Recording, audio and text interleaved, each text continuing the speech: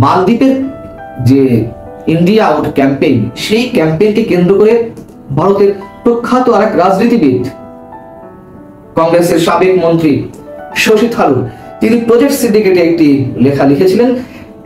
তার সেই লেখাটি নিয়েও আমি আলোচনা করেছিলাম। সেখানে তিনি বলেছিলেন যে ভারত এবং মালদ্বীপের মধ্যে অদ্ভুত ধরনের কূটনৈতিক যুদ্ধ চলছে। এই দ্বন্দ্ব স্পষ্টতই ভারতের কৌশলগত স্বার্থের জন্য হুমকি হয়ে দাঁড়িয়েছে, এবং সেটি দেখা গেছে। কতটাই হুমকি তা তো কয়েকদিন আগেও আমরা আরো বেশি করে উপলব্ধি করলাম, যেটি এহসান আবদি বলছিলেন যে মোহাম্মদ সলিহকে, ভারতের যিনি পরম বন্ধু ছিলেন, তাকে রাষ্ট্রপতির পদ হারাতে হয়েছে। মোহাম্মদ মইজু প্রেসিডেন্ট পদে অধিষ্ঠিত হয়েছেন। বাংলাদেশে ভারতীয় পণ্য বর্জনের আন্দোলন তীব্র হলে তার চরম খেসারত দিতে হবে, চরম মূল্য দিতে হবে ভারতকে। এই কথাগুলো আমাদের নয়, এই কথাগুলো ভারতের বিভিন্ন পর্যায়ের যারা প্রখ্যাত লেখক, সাংবাদিক রয়েছেন, বুদ্ধিজীবী রয়েছেন, তাদের অনেকেই বারবার এই কথাগুলো স্মরণ করিয়ে দেওয়ার চেষ্টা করছেন, এবং নতুন করে এই কথা আবারও স্মরণ করিয়ে দিয়েছেন ভারতের প্রখ্যাত সাংবাদিক এহসান আবদি।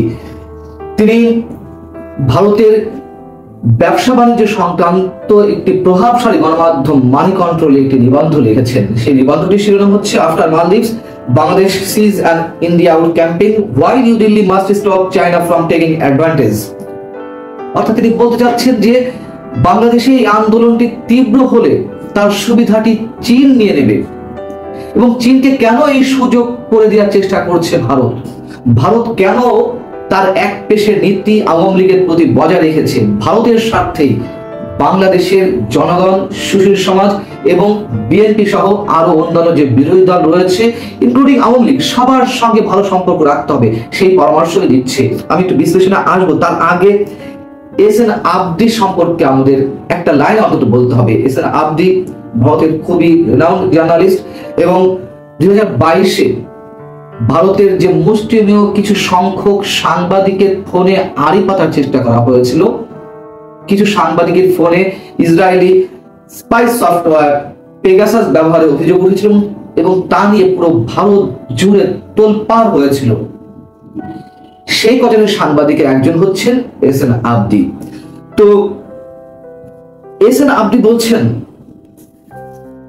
মালদ্বীপে কঠোর প্রচারের জন্য আমাদের ঘনিষ্ঠ এবং নির্ভরযোগ্য মিত্র মোহাম্মদ ইব্রাহিম সলিহকে রাষ্ট্রপতি পদ হারাতে হয়েছে। অর্থাৎ মালদ্বীপে তাকে করুণ পরাজয় বরণ করতে হয়েছে। সেখানে চীনপন্থী যে প্রার্থী মোহাম্মদ মইজু ক্ষমতায় এসেছেন, সেটা আপনারা সবাই জানেন। সেটি এখানে বলা হচ্ছে যে মোহাম্মদ সলিহকে যে তার পদ হারাতে হলো ভারতের কারণে, ভারত প্রীতির কারণে, এর বদলে চীনে ঝুঁকে থাকা মোহাম্মদ মইজু দেশটিকে বেইজিং এর কক্ষপথে নিয়ে যাচ্ছেন, এবং সেরকমই একটি সম্ভাবনা রয়েছে বাংলাদেশে। কিভাবে কি সম্ভাবনা আমরা জানি না, তবে তিনি বলছেন যদি এটি হয় সেক্ষেত্রে ভারতের জন্য ভয়ঙ্কর বিপদ। এবং এই কথাগুলো, এই যে ভারতের যে খবরদারি, ভারতের যে দাদাগিরি সুলভ আচরণ বিভিন্ন প্রতিবেশী রাষ্ট্রগুলোতে, মালদ্বীপের যে ইন্ডিয়া আউট ক্যাম্পেইন, সেই ক্যাম্পেইনকে কেন্দ্র করে ভারতের প্রখ্যাত আরেক রাজনীতিবিদ, কংগ্রেসের সাবেক মন্ত্রী শশী থারুর, তিনি প্রজেক্ট সিন্ডিকেটে একটি লেখা লিখেছিলেন। তার সেই লেখাটি নিয়েও আমি আলোচনা করেছিলাম। সেখানে তিনি বলেছিলেন যে ভারত এবং মালদ্বীপের মধ্যে অদ্ভুত ধরনের কূটনৈতিক যুদ্ধ চলছে। এই দ্বন্দ্ব স্পষ্টতই ভারতের কৌশলগত স্বার্থের জন্য হুমকি হয়ে দাঁড়িয়েছে, এবং সেটি দেখা গেছে। কতটাই হুমকি তা তো কয়েকদিন আগেও আমরা আরো বেশি করে উপলব্ধি করলাম, যেটি এহসান আবদি বলছিলেন যে মোহাম্মদ সলিহকে, ভারতের যিনি পরম বন্ধু ছিলেন, তাকে রাষ্ট্রপতির পদ হারাতে হয়েছে। মোহাম্মদ মইজু প্রেসিডেন্ট পদে অধিষ্ঠিত হয়েছেন। প্রেসিডেন্ট হিসেবে জিতেছিলেন, কিন্তু এটি গত সেপ্টেম্বরে। আবার যে গত কয়েকদিন আগে মালদ্বীপের যে পার্লামেন্ট নির্বাচন, সেই নির্বাচনে যে মইজুর দল পার্লামেন্ট নির্বাচনে নিরঙ্কুশ সংখ্যাগরিষ্ঠতা অর্জন করলো, যেটি নিয়ে আরো তীব্র আশঙ্কা ছিল তার নিজের মধ্যে, তার নিজের দলের মধ্যে, এবং আন্তর্জাতিক বিশ্লেষকদের যে কোনো দলই নিরঙ্কুশ সংখ্যাগরিষ্ঠতা পাবে না। এবং মোহাম্মদ মইজু যে পরিমাণ চীনের প্রতি ঝুঁকে গেছে, এটিও সম্ভবত মালদ্বীপের জনগণ ভালো চোখে দিচ্ছে না। অতএব হয়তো ভারসাম্যহীন কোনো বা ভারসাম্যপূর্ণ কোনো সংসদ গড়ে তুলতে যাচ্ছে, কিন্তু সবার হিসেব নিকেশ পাল্টে গেল। বরঞ্চ যেই সংসদে নিরঙ্কুশ সংখ্যাগরিষ্ঠতা ছিল মোহাম্মদ সলিহ ডেমোক্রেটিক পার্টির, তারা মাত্র 15টি আসন পেল 99টি আসনের মধ্যে, আর বাকি সবটাই মইদুল নেতৃত্বাধীন জোট তারা অর্জন করলো। সেই কথাটা কিন্তু অনেক আগে সতর্ক করে দিয়েছিল শশী থারুর। আবার বিজেপির থিঙ্ক ট্যাঙ্ক হিসেবে পরিচিত অধ্যাপক শ্রীরাধা দত্ত, তিনিও বাংলাদেশে ইন্ডিয়া আউট ক্যাম্পেইন নিয়ে মন্তব্য করেছেন। এর আগে অনেকবার আন্তর্জাতিক গণমাধ্যম আল জাজিরাতে তিনি কথা বলেছেন, আরো বেশ কয়েকটা আন্তর্জাতিক গণমাধ্যম তার সাক্ষাৎকার নিয়েছে।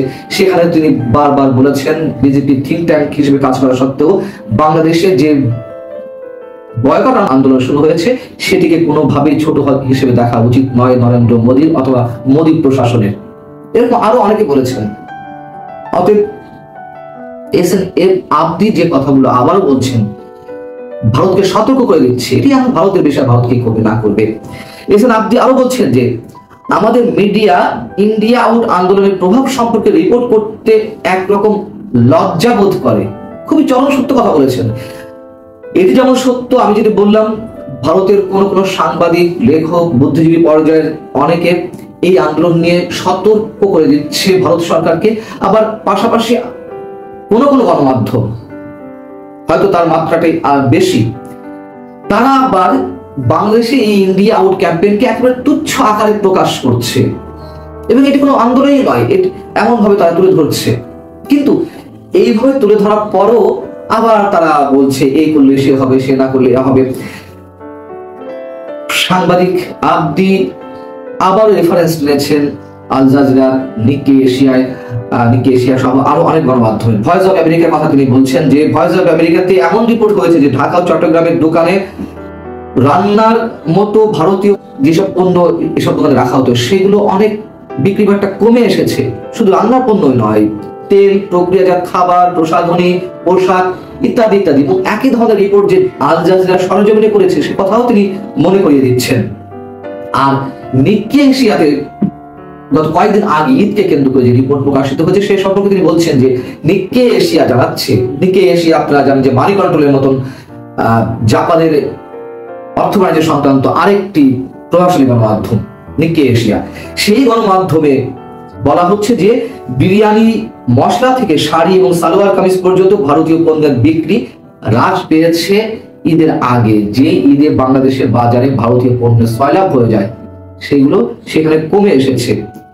এবং পরবর্তীতে এসে খুবই গুরুত্বপূর্ণ একটি কথা তুলে ধরেছেন এসএন আবদি, যেভাবে আমরা কখনো ভাবিনি। আমরা বরঞ্চ এভাবেই ভেবেছি যখন রুহুল কবির রিজভী তার নিজের গায়ের শালটি কদিন আগে কাশ্মীরি শাল মাটিতে ফেলে সেদিকে আগুন ধরিয়ে দেওয়ার কথা বললেন এবং আগুন ধরিয়ে দেওয়া হলো। তারপরে আমাদের প্রধানমন্ত্রী মুখ খোলেন, তিনি বললেন যে এগুলো করে কোনো লাভ নেই। বিএনপি নেতারা যখন বা যেদিন তাদের স্ত্রীদের ভারতীয় শাড়ি পুরাতে পারবেন সেদিন আমরা বিশ্বাস করবো যে হ্যাঁ বিএনপি ভারতীয় পণ্য বর্জন শুরু করেছে। আমরা মনে করছিলাম যে আমাদের প্রধানমন্ত্রী এটিকে ডিফেন্ড করছে, ভারতের পক্ষে অবস্থান নিচ্ছে, এই ধরনের নানান মন্তব্য করেছে। এসএন আবদি একটা ব্যতিক্রমী কথা তুলে নিয়ে এসেছেন।